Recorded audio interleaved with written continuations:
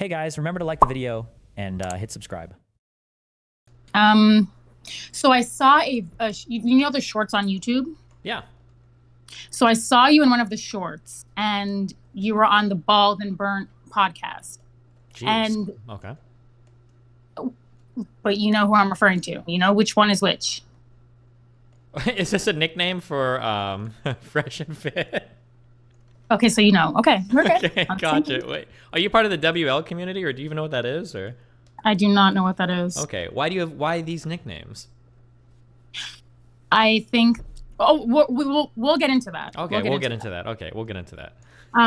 But I just saw a very short clip and Uh-huh. I saw you really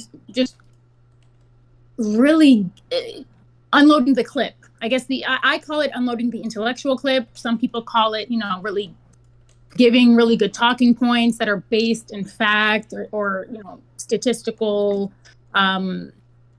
whatever. Yeah, okay. I know what you mean. I got you. Yeah, okay. Yeah, you know exactly what I'm talking about. So I saw that. I'm like, who the hell is this white guy? First of all, Okay. A little racist. Surrounded. Okay. That is not racist. You were the only white guy there. It's like, it was hard to not. It was hard. That's all right. It's okay. Go ahead. You're fine. I'm used to it at this point. It's okay to be racist to white people, so nothing you say can hurt me. Oh, we'll talk about that too. Okay, I know we So will. Go ahead. I saw that clip and I thought to myself, first of all, that was the first time that I'd ever seen anyone really push back to the extent that you push back. Mm-hmm. Because a lot of people go on this podcast and it's the same. Sorry, can I swear? Yeah, you're good. Just yeah, you're good.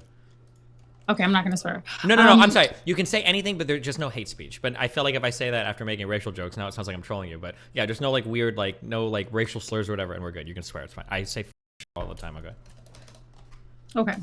Okay. Okay.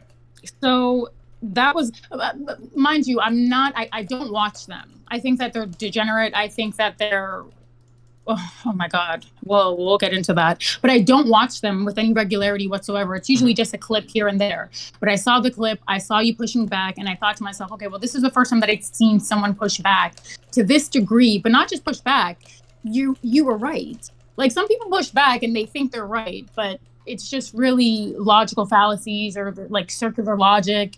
They don't really make sense. But Yeah, you were absolutely 100,000% correct. And so I thought to myself, this is the only person in the space that I'd ever seen saying the things or hearing the things that you were saying. And it was for me, it was particularly interesting because, I would say that the Bald and Burnt podcast is largely caters to the Black demographic. That's my understanding. That's my experience. I believe that their audience is predominantly Black. Okay. It might be. I'm not sure, but it might be. Yeah. Well, we can do our homework, but I'm almost. I know it targets young men for sure. The community is definitely more Black than the communities I've seen. But I'm like in very, very, very white spaces on the internet, so it's hard for me to ever know like which communities are Black or not. But yeah, it could be. Yeah, I mean, it feels like it when I look at their subreddit and I see everything. It feels like it's more Black than any other part of the internet that I usually spend time on. So yeah, for sure. I mean, I believe you if you say it. Yeah. Well, I mean that's just my experience with the space. It's to me it's sort of derivative of the Black manosphere. It's in that area. Sure. So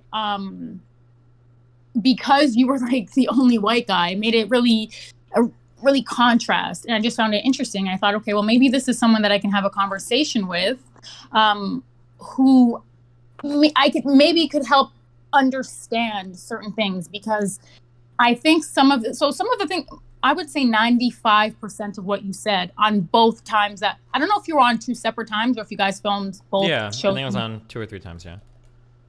Okay, so 95% of the things that you were saying were 100% correct. I think that my issue was, and it's not necessarily an issue with you, but my issue generally speaking is sometimes when we're having these conversations and Bald and Burnt, they sort of format it this way. They format it in a way where it's sort of racially ambiguous. Like they don't name the Black community, but really they're talking about the Black community. Some of these issues really only apply to the Black community, but they're smart because they want to sort of they want to go mainstream, they want to broaden their audience or the guests that they have on their show. Mhm. So they're not going to name names. But and I think that sometimes that's where, you know, someone like you might go on the show and you might be saying things, and because you don't acknowledge that that dichotomy, you might say things that are a little bit like, I don't like that. I don't like that. So, for example, you said that something about advice that you give to single mothers. You said basically, what is your value, or what do you have that nobody else has? Is that like an accurate? That's like a general piece of advice I give. If I'm trying to remember what we were talking about on the show, it probably has to do with the idea of like dating as a single mom is generally really hard because like kids and stuff are going to be like a big deal breaker for a lot of guys, or past drama with other baby daddies can be like a really big deal for a lot of guys. So you have to be offering something like usually exceptional, or be like in an exceptional area, I guess. Otherwise you're just playing from behind. Not that it's like impossible to find anybody, but that it's pretty rough, I think, as a single mom.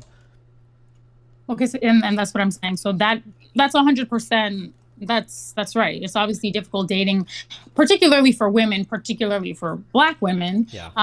It's very difficult if they want to date as single mothers. But then I sort of thought to myself, well, if men are sort of, you know, men are kind of at an all-time low, you know, socially, sexually, academically, maybe it shouldn't be that hard for single mothers. Like, do you know what I'm trying to say? Not that yeah, you're making like it's like the reverse argument of what they're saying when they claim that like women's standards are too high, maybe men's standards are too high. Right. Yeah. Well, so my thing is when, especially Booty Goon Samuels. So Kevin Samuels, I was not just like, shocker. I did not like Kevin Booty Goon Samuels, but I've heard you sort of reiterate some of his talking points, or is he someone that you like? Did anything resonate with you? Did you agree with him, or? I would imagine I probably like broadly agree with a lot of what he says. It's just going to depend on, usually when it comes to like the red pill guys, usually I'm going to kind of agree when it comes to like talking about what dating dynamics are. And usually where I'm going to not agree is when people start to get like really weird about why they are that way. Or like sometimes people just go into weird areas with it, but it's just going to depend on it's going to depend on the person and the piece of advice, I guess. Yeah. Okay, so maybe before I even go into that, how red pill are you?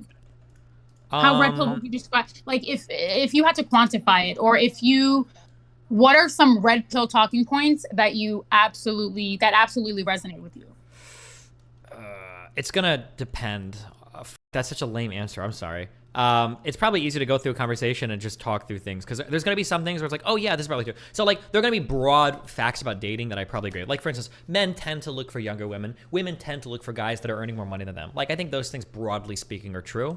But like, I'm not going to be on this, like when Fresh and Fit are like, men have to become something and women just are. Like, I'm not going to believe in any of that shit. So it's gonna depend. Yeah, it's gonna depend. Like if I'm in like a super progressive community, I might come off as like ultra red pilled. But if I'm with like a bunch of red pill guys, like I'm a bisexual dude in a polyamorous relationship, like I'm gonna come off as like an ultra cuck, and they're gonna all call me like the F word. Like, so I mean, it depends on which community I'm in and what issues we're talking about, I guess. Okay, so. So you think that women generally, or as a general matter, you think that women, and so this is kind of the thing, and I don't want to, and I know that for you, I don't think this is your thing. I've sort of binge watched some of your streams, and I heard you discuss Black issues when there were Black people on the podcast. But I don't know how much you want to lean into it. Like, I don't know how comfortable you are. But when you say that women overvalue themselves I hate this word, in the dating market, is that, and that's a red pill talking point, right? Is that something that you agree with? That's really hard to quantify. So here's like a general thing in society that I think is kind of true, and that's that like women have been hyped up on like some ultra girl power shit for quite a while, and it's a little bit cringe sometimes. It feels that way.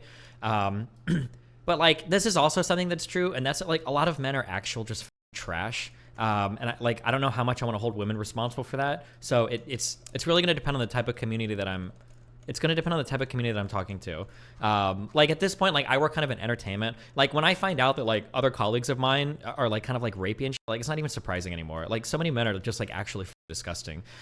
So like, and then when I like look at how, you know, the average young man lives his life, and I see that like a lot of men are just like actual slobs. They can't take care of themselves at all. They don't know how to do laundry or dishes. They can't even hold like any normal job. They play video games all day. And it's like, okay, well, I don't really blame, you know, women for thinking that a lot of these guys are losers. So yeah, but I mean, it goes back and forth. This is an answer where it's like, I feel like the argument is really gonna, or your feelings are really gonna depend on the type of media that you kind of immerse yourself in. If you're hyped up on some progressive tweets all day, you're probably gonna come away thinking that like all women think that they're queens and they have like way too high expectations or whatever. And if you're in certain dating communities relating to women, you're probably gonna think that most men are like actual literal scum, and that women are probably better off single than dating a lot of the losers that are just looking for second moms. So yeah. Yeah. So, okay. So I guess what I would say to that is, so again, there's like a schism that or there's that dichotomy that for me, I can't ignore when we're having these conversations, because there are differences. And these differences are going to matter depending on what talking point you're using. Right. Yeah. So for me personally, whenever I hear, you know, the booty goon talk about, oh, you know, you're average at best, you overvalue yourself, or whenever I hear Bald and Burnt talk about, oh, you know, women think so highly of themselves and this and that and da da da. First of all, that wouldn't be applicable to the Black community. That it just wouldn't. Why? Can you explain that? Yeah, go. So it wouldn't be applicable to the Black community because Black women largely still date Black men. And Black women are largely getting into relationships. Statistically, they're marrying and dating Black men who don't even, you know, they're not really meeting Black women where they are. Black women are educated and post education, I should say. So undergrad, graduate, PhDs, but they're still marrying and dealing with Black men who largely are uneducated, and to the extent that they are educated, it would probably be a high school, maybe a GED, something like that. So that it wouldn't apply to Black women. Black women as a collectively are outpacing Black men academically, and because Black women are more employed, collectively they have more money. So that's sort of it wouldn't apply. If anything, Black women need to raise their standards. Because I mean, like, if you know anything about probability, I mean, like, let's be honest, it's these men that are the problem in the Black community. Sure, yeah, so, that might be true. I can't speak at all to, especially like African American dating standards. That's going to be a totally like community that I have no understanding with at all. Even for the Black women that I talk to, the majority of them are probably, if I were to dig into it, are probably all like African immigrants or people that are like first or second generation immigrants from Africa. So yeah, I have no experience probably with actual like African American women. So that might be true. I can't comment. I have no idea. Yeah. So that was sort of my issue, and that's why I gave you grace because I'm like, you know what? They don't really set the framework for him to, like, when you're making your comments and you're saying what you're saying about dating and women and standards, because the framework hasn't been set and that dichotomy hasn't been acknowledged. You're speaking generally about all women, and they sometimes they are, but usually they're not. But whatever. Okay, I can respect that. So I'm not going to take umbrage with that. But yeah, so that was my issue. I didn't like the way that there was something else that you said though that was actually problematic, and I'm trying to remember what it was. It was very red pill. It was very red pill. Okay. But again, I don't know, like, I don't know how much you lean into the red pill. Like so I don't even know if it's fair for me to even have this issue. It's fair to have whatever issue you want. Yeah, go for it. I mean, there's going to be some things with the red pill community that I agree with, so it's possible that it's something I agree with. Yeah. So I asked this question already, right? Yeah.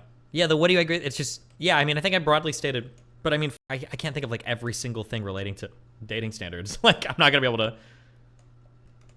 Okay. to list them all off at the top of my head. Yeah. I guess what are But what are the major things with the red pill community that you disagree with? We could probably start with there, and then we can figure out where our differences are. well, I think the red pill community. I mean, their tagline is, better your. Well, I'm not even going to say that, but I think that with the red pill, their ideologies about women and women overvaluing themselves and wanting too much and needing to settle for less or date average and this and that. I think it's just it's not true. Like black and again, black women have been doing that, and in terms of dating strategies, it has not been advantageous for black women to date and marry black men. It just hasn't. Black men, in fact, in school, I had to do studies about these dynamics, and there was a really interesting one. It was done by the Brookings Institute, and the summation of the study was basically that poverty in the black community is rooted to black men. Black women sort of being the breadwinners. I think it's like 60 to 70% of black women are earning more money in black households and families as a result of their education. Obviously, your education is directly correlated to your socioeconomic status. As a general rule, obviously there are outliers. You would be an outlier, right? But generally speaking, your education is correlated with your socioeconomic status. So the Brookings Institute, the summation of it was that basically because black men are not getting their education at the same levels, and in this, like, as much as black women are, when black women marry them, it makes it really difficult to move from one socioeconomic class to another. With other groups, you find generally they're marrying and dating within their own, in their league, right? Like someone with a master's is going to marry somebody else with a master's, or at least an undergraduate degree, or, and you're relatively, economically speaking, you're going to be in the same bracket, which is going to make it easier for you to sort of go from middle class to upper middle class and stuff like that. But because black men are not doing that, it's keeping the black community and it's keeping these families. It's lowering the household income, which in turn is rooting these families to poverty. So that's why I feel like these conversations about, choose better, and like, it's reductive. I don't think that people truly understand what's happening in the black community. And of course they don't. You have someone like Kevin Samuel saying, or I don't know if it was him, but somebody in the red pill said, I think they said something like 52% of black men are childless and in the middle class. Like they don't understand probability. They don't understand how statistics work. They don't understand how data and research methods work. But, they hear it from another degenerate, and then they go around, with the same talking points, not really understanding, and they not really having done the research. Because if they did, they would know what the study was referencing, or what the study actually did say was that these black men are in the middle class because they're married to black women. So it's the combined income that brings them to the middle class. Also, the middle class is like what, 39,000 to like 109,000. It's a spectrum. So even they'll go around saying this as a talking point, like it's a checkmate, but like $45,000, depending on where you live, you're living at like where I live, 45,000 is poverty. Like you're living at the poverty level. Sure. So let me, if I can, so I'm just trying to understand the point you're getting across here. It seems like you're fixated on, or one of the things you're really focused on right now is the lack of engagement with black women, specifically when they're talking about like their dating issues or stuff relating to dating standards.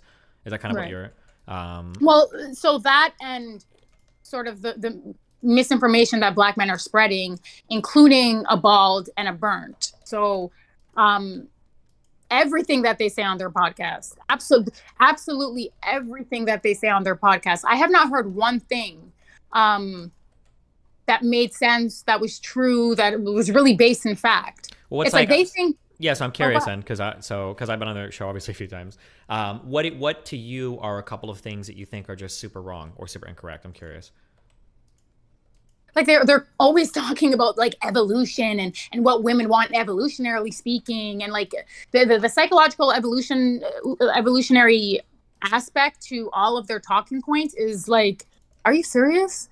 Like we've evolved. They understand that as humanity and society and civilization evolves, so does your mating and dating habits. Like so does your mating and dating strategies. People interact with society, and society interacts with people, right? And that's that symbiotic relationship, and that's how things change, and that's how things evolve over millennia. These guys are talking about the things that women were doing, like when we were using rocks to make rocks and sticks to make fire. Like, what the hell are you talking about? It's 2022, and you're talking about, oh, women don't know what they want, and they connected wires to their private parts, and like what? Like, well, I imagine like the answers they would probably say that like there's going to be some things that are inescapable from our biology that are like rooted back to things that we have always done for like all of human history, right? To kind of like show that trends exist, and there are certain ways that we interact with environments that we always have, and that it's like kind of like instructive for how people are going to act in the future. Now, isn't that like generally their talking points? Right, but that's incorrect. That's objectively wrong. If that was the case, then we would do what we want. We would be led by our physical impulses. Like, that's just not true. Obviously, now we've sort of progressed as a society, and we realize, okay, there are things that you can and cannot do in society. Like, and the same thing goes for monogamy, polygamy, and all of those things. Evolutionarily speaking, we've realized it's more advantageous for two people to raise their offspring, just to give the offspring, your child, a better chance of survival. These are things that, like, you can look at the data, you can look at the research. What, like, I don't understand how people like these men can just say anything they want, and like nobody, they don't qualify it. It's like, oh yeah, these guys came in and they told me that they don't care about dating girls who don't make as much as them, or who are uneducated, or otherwise just honestly losers. To me, that's what they're describing when they're describing like these docile sort of uneducated women. And I'm not saying this is all of these types of women, but they have a targeted sort of demographic, kind of like they know the types of women that they want to engage. And so, like, generally speaking, wealthy and affluent men are going to marry and date women who are in their same socioeconomic bracket. Like, I don't understand why they just say anything they want, and everybody just like, oh, yeah, you're right. Yeah. Like, what? No. Yes, I'm sure some wealthy and affluent men, some powerful men, I'm sure that they'll date down. I'm sure. But generally speaking, and this is what the data supports, people date in their league. People date, generally speaking, they date within their race, they date within their socioeconomic strata, they date within their sort of academic background. That's the way that it works. Like, I don't understand how people can go on that podcast and just, oh yeah, that's true. Yeah, the CEO is dating the girl from McDonald's. Like, what? Yeah, I don't think I necessarily disagree with you on any of these things. I don't know what you want me to say. I mean, like, yeah, I think that was kind of one of the points that I argued with, is that like, because I think I asked that on one of the episodes. Because they were talking about how like successful men don't care about like the status of the woman that they're with at all, which sounded really ridiculous to me. And then I think I gave Sneeko and I think Fit, I think I gave the example of like, if you were a guy that was making, like 6 figures or 7 figures or whatever, like, are you going to go, no, like, not to knock anybody's job or whatever, but you're probably not going to go and date like a Starbucks barista or a woman working at Target, I think was the example that I used. But all of them, they all actually unironically said, yeah, actually I would love to date like a woman working at Target because she's not like a I was like, okay, that's interesting, I guess. But I mean, if they were going to answer yes, I don't know what I'm supposed to say at that point. But yeah, I don't really believe it, It just confuses me, Stephen. Honestly, and I don't mean to. Well, what part? I think it all makes sense from their perspective. What part is confusing? You think it makes sense? I think I think from their perspective it does. Yeah, I mean, I understand why they're saying what they're saying. Why do you think they're saying what they're saying? Well, from their narrative, they feel like they, I guess, from their perspective, women don't have to work or do anything, probably because they're like, probably because they, hold on, let me think. Let me put this into better words.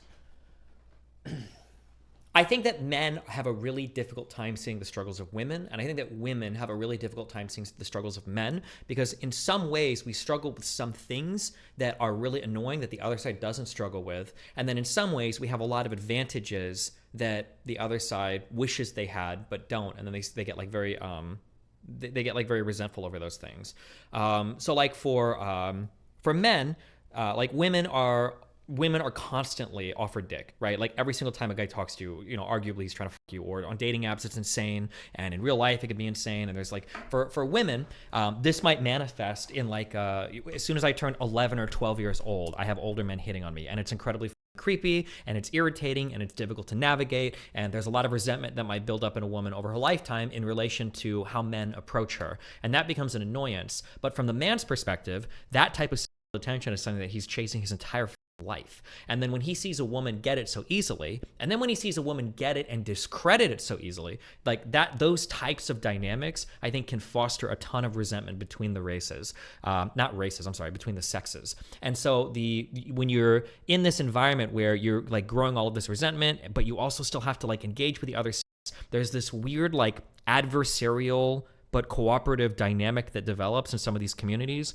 where like you hate women, but you also love women at the same time because they give you all of your validation, and that's like ultimately the goal you're looking for. And then I think from there you start to kind of like draw out all of these really bizarro dating standards, or all of these really bizarro analyses. So this might be kind of like where it comes from, the idea like men have to become something and women can just be. Like that's a pretty dumb statement taken on its own. But if you think to a man, if the only thing he's interested in is sex, well, in order for men to they usually have to become something. They got to go through a lot of effort to do it. And for women, they don't have to go through as much. And if that's the only lens that you view like relationships or dynamics or men and women through, then that would explain where that statement comes from. That's what I mean. Like there's probably a there's like an explanation like that, I think, for everything they believe. The explanation, I don't agree with it. I think it's stupid, but I understand where it comes from, I guess is what I'm trying to say. Yeah.